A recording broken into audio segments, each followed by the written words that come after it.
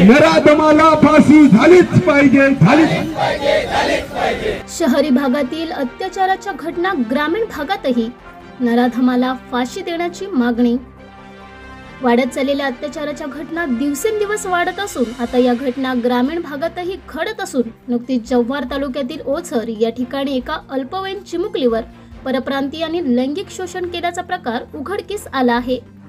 या निंदनीय घटनेचा जाहीर निषेध होत असून पीडितेला न्याय मिळवून आरोपीला फाशीची शिक्षा झाली पाहिजे अशी मागणी सर्व स्तरातून होत आहे।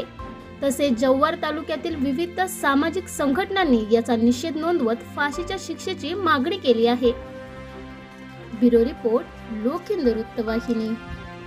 जव्हार तालुक्यात ओझर या गावामध्ये परप्रांती आणि अत्याचार केले त्या आम्ही सर्व महिला वर्गातर्फे सर्व गाव जव्हारवासियांतर्फे निषेध करतो।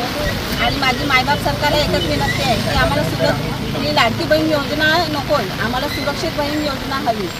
कारण जेणेकरून त्या आमच्या मुली, आमच्या भगिनी निरळपणे किंवा निर्भयपणे कामाला जाऊ शकतील, शाळेत जाऊ शकतील।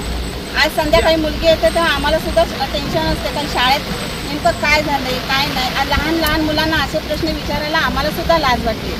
मी सरकार सर्व शाळेमध्ये सुद्धा असे नियम करावेत की फक्त ते अटेंडन्स आहेत ते सुद्धा मुलींसाठी फक्त महिलाच ठेवाव्या अशी आहे। आणि महत्त्वाची मागणी म्हणजे सरकारला अशी की सुरक्षित बहीण योजना लवकरात लवकर राबवावी।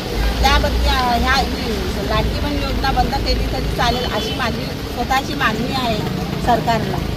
धन्यवाद। जव्हार तालुक्यामध्ये ओझर या गावातील एका 4-5 वर्षाच्या बालिकेवरती जो लैंगिक अत्याचार झाला, या लैंगिक अत्याचाराचा आम्ही निषेध करतो। निषेधासाठी आमच्या जव्हार तालुक्यातील सर्व धर्माचे आमचे बंधुभाव या ठिकाणी या घटनेचा निषेध करत आहेत। आम्हाला शासनाकडून विनंती आहे की आमच्या महिला भगिनींनी मगाशी जे सांगितलं की आम्हाला लाडकी बहीण योजनेचे जे निधी देत आहे तो निधी न देता आमची सुरक्षा होणं खूप गरजेची आहे आणि या सुरक्षेसाठी हा पैसा लावावा शासनाने असं त्यांचं महिलांचं मत आहे। तरी मी माझ्या सर्व सन्माननीय पत्रकार बंधूंना विनंती करतो की या घटनेचा निषेध करत असताना आमचा आवाज शासनापर्यंत पोहोचावा हीच आमची इच्छा आहे आणि त्या नराधमाला फाशीची शिक्षा लवकरात लवकर झाली पाहिजे हीच आमच्या समाजाच्या वतीने युवाच्या माध्यमातून मी आपणास विनंती करीन। मॅडम बोलताय।